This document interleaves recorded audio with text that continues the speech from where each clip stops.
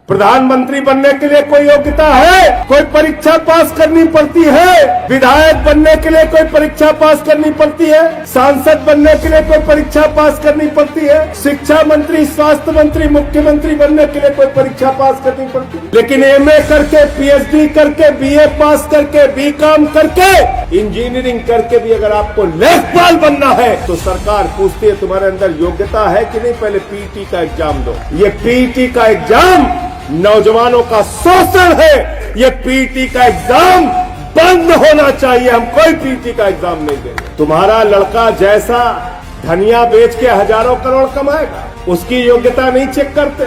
उसको बीसीसीआई का सचिव बना दिया, बेटा हजारों करोड़ क्रिकेट के नाम पे लूटो, अमित शाह के बेटे हो, चिंता करने की जरूरत नहीं। मुझे शर्म आती है उत्तर प्रदेश की आदित्यनाथ की सरकार पे, जो हमारे नौजवानों को जानवरों की तरह गाड़ी में भर के, बसों में भर के पिछले 2 दिनों से परीक्षा केंद्रों पर जाना पड़ रहा है। 1-1 हजार किलोमीटर दूर जाना पड़ रहा है। अरे ऐसे तो जानवर भी नहीं जाते जैसे तुम नौजवानों को लेकर जा रहे हो। ये कहा गया कि पीटी की परीक्षा पास करनी पड़ेगी। युवाओं ने कहा क्यों पास करनी पड़ेगी? बोले तुम्हें अपनी योग्यता साबित करनी है।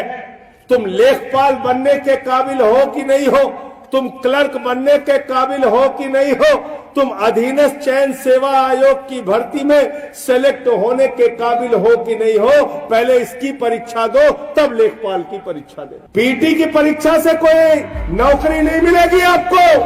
पीटी की परीक्षा से इस उत्तर प्रदेश के नौजवानों को अपनी योग्यता साबित करनी है कि वो लेखपाल बनने के काबिल है। बारे बाबा योगी जी, उत्तर प्रदेश के अंदर। लेकिन अगर आप पूछे यूपी के मुख्यमंत्री की योग्यता क्या है, सरकार कहती है अंगूठा टेको तब भी बन सकता। पूछे शिक्षा मंत्री बनने की योग्यता क्या है, सरकार कहती है अंगूठा टेक है फिर भी शिक्षा मंत्री बन सकता। स्वास्थ्य मंत्री बनने की योग्यता क्या है, अंगूठा टेक है तब भी स्वास्थ्य मंत्री बन सकता। अरे उच्च शिक्षा का, विश्वविद्यालय का मंत्री बनने की योग्यता क्या है, अंगूठा टेक है फिर भी बन सकता है। सांसद बनने की योग्यता क्या है, डॉक्टर महेश शर्मा जी ने कहा अंगूठा टेक है फिर भी बन सकता है। अरे विधायक बनने की योग्यता क्या है, बोले अंगूठा टेक है फिर भी बन सकता है। अच्छा सब कुछ छोड़ो, प्रधानमंत्री बनने की योग्यता क्या, बोले अंगूठा टेक है फिर भी बन सकता है। प्रधानमंत्री बनने के लिए कोई योग्यता है? कोई योग्यता है? कोई परीक्षा पास करनी पड़ती है? विधायक बनने के लिए कोई परीक्षा पास करनी पड़ती है?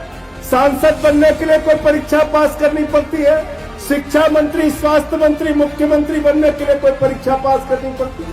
लेकिन एमए करके, पीएचडी करके, बीए पास करके, बीकॉम करके, इंजीनियरिंग करके भी अगर आपको लेखपाल बनना है तो सरकार पूछती है तुम्हारे अंदर योग्यता है कि नहीं, पहले पीटी का एग्जाम दो। इसलिए ये पीटी का एग्जाम नौजवानों का शोषण है।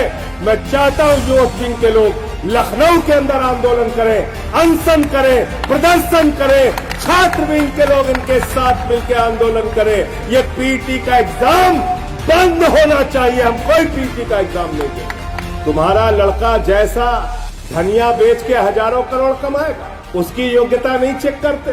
उसको बीसीसीआई का सचिव बना दिया, बेटा हजारों करोड़ क्रिकेट के नाम पे लूटो, अमित शाह के बेटे हो, चिंता करने की जरूरत नहीं। और किसान का बेटा, मजदूर का बेटा, मेरठ में रहने वाला, बागपत में रहने वाला, नोएडा में रहने वाला, गाजियाबाद में रहने वाला, उसको बलिया भेजोगे, उसको गाजीपुर भेजोगे, गाजीपुर वाले को गाजियाबाद भेजोगे, बरेली वाले को बलिया भेजोगे। मुझे शर्म आती है उत्तर प्रदेश की आदित्यनाथ की सरकार पे, जो हमारे नौजवानों को जानवरों की तरह गाड़ी में भर के, बसों में भर के पिछले 2 दिनों से परीक्षा केंद्रों पर जाना पड़ रहा है। 1-1 हजार किलोमीटर दूर जाना पड़ रहा है। अरे ऐसे तो जानवर भी नहीं जाते जैसे तुम नौजवानों को लेकर जा रहे हो। आदित्यनाथ जी, मैं पूछना चाहता हूं, नरेंद्र मोदी की रैली होती है, खाने का पैकेट देते हो, बस का किराया देते हो, ट्रेन का किराया देते हो। रैली होती है तो 5 स्टार का स्वागत देते हो, लेकिन जब नौजवान अपनी एक छोटी सी नौकरी के लिए परीक्षा देने के लिए जाता है, और परीक्षा भी नौकरी के लिए नहीं, नौकरी के काबिल है कि नहीं है इसकी योग्यता की परीक्षा देने जाता है, तो उसका शोषण करते। 200 रुपए फार्म के ले लिए बाबा जी ने।